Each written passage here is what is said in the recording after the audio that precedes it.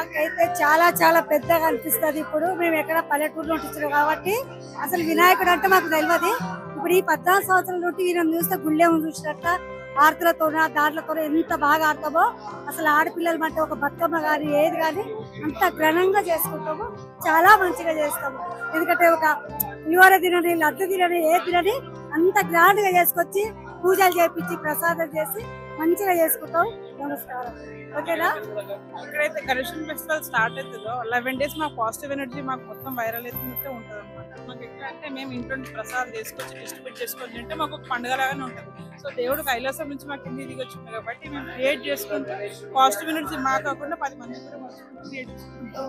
అక్కడ చూస్తే కనుక చిన్నప్పుడు మా అందరము వినకుండా పండుగ అంటే మంచిగా ఎంజాయ్ చేస్తాం. అక్క అంటే మీరేం చేస్తున్నాయి ఎంజాయ్మెంట్ అంటే? ఎంజాయ్మెంట్ చేస్తున్నాయి మీరు చిన్నప్పుడు ఎంజాయ్మెంట్ ఇవే ఆటలు, డాన్సులు, బతుకమ్మలు, దాండియా అదే ఇప్పుడు పిల్లలు చేస్తున్నారు, మేము అదే కంటిన్యూ చేస్తున్నాం.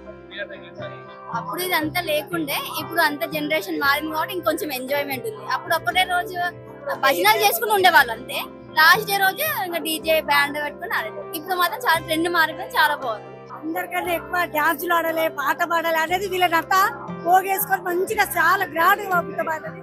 చూసారు కదా, లైక్ షేర్ సబ్స్క్రైబ్ చేసుకుని మరి.